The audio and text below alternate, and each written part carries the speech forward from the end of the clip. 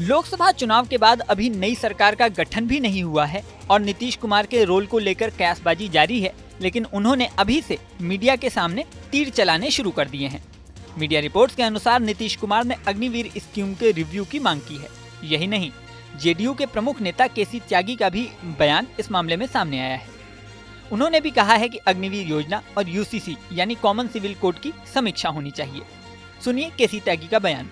अग्निवीर योजना को लेकर के मतदाताओं के एक हिस्से में नाराजगी रही है। हाँ।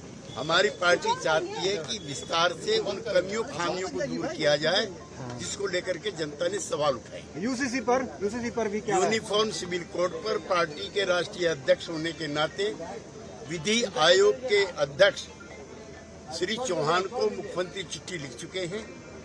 हम इसके विरुद्ध नहीं हैं। नीतीश और उनके नेता इस तरह की डिमांड क्यों कर रहे हैं, इसे समझने के लिए पहले अग्निवीर स्कीम को समझते हैं। 16 जून 2022 को मोदी सरकार ने अग्निवीर स्कीम शुरू की थी। इस स्कीम के तहत सेना में भर्ती के नियम बदल गए थे। पुराने नियम बदलकर नए नियम लागू कर दिए गए थे। इस योजना के तहत 4 साल की अवधि के लिए उम्मीदवारों को अग्निवीर के रूप में मान्यता दी जाती है। अग्निवीर भारतीय सेना में एक अलग रैंक होती है। योजना के तहत अग्निवीरों को पेंशन, ग्रेच्युटी, एक्स सर्विसमैन की तरह हेल्थ स्कीम, एक्स सर्विसमैन का दर्जा नहीं मिलता है। सर्विस के दौरान डियरनेस अलाउंस और मिलिट्री सर्विस पे भी नहीं मिलती है।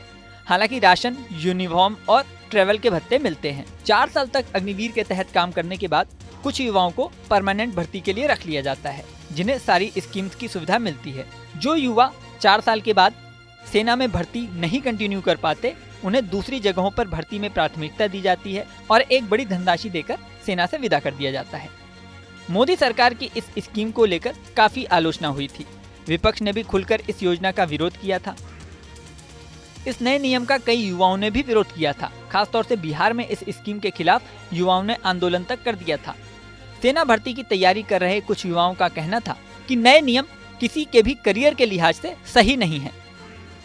इस बार चुनाव में भी INDIA अलायंस ने इस मुद्दे को खूब उठाया था और राहुल गांधी ने अपने भाषणों में कहा था कि अगर उनकी सरकार आई तो वो इस स्कीम को बंद कर देंगे और पुराने नियम के तहत ही सेना में भर्ती होगी।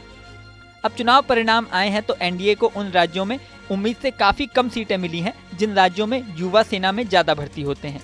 मीडिया में उपलब्ध आंकड़ों के मुताबिक भारतीय सेना में कुल 13,40,953 जवान कार्यरत हैं। इनमें 2,18,512 जवान उत्तर प्रदेश से हैं। 1,04,539 जवान बिहार से हैं। तीसरे नंबर पर राजस्थान है, जहां से 1,03,265 जवान सेना में काम कर रहे हैं। इन तीनों ही राज्यों में बीजेपी को काफी नुकसान उठाना पड़ा है। नीतीश भी बिहार के समीकरण को देखते हुए अग्निवीर स्कीम का मुद्दा उठा रहे हैं। इसके अलावा यूसीसी का मुद्दा भी काफी विवादों में रहा है, लेकिन चुनाव से पहले बीजेपी इन्हें अपने प्रमुख मुद्दों में शुमार करती रही है। अब बदले सियासी समीकरणों में अग्निवीर स्कीम और यूसीसी का क्या होता है, ये देखने वाली बात होगी। इस वीडियो में फिलहाल इतना ही। बने रहिए न्यूज़ नेशन के डिजिटल प्लेटफॉर्म पर।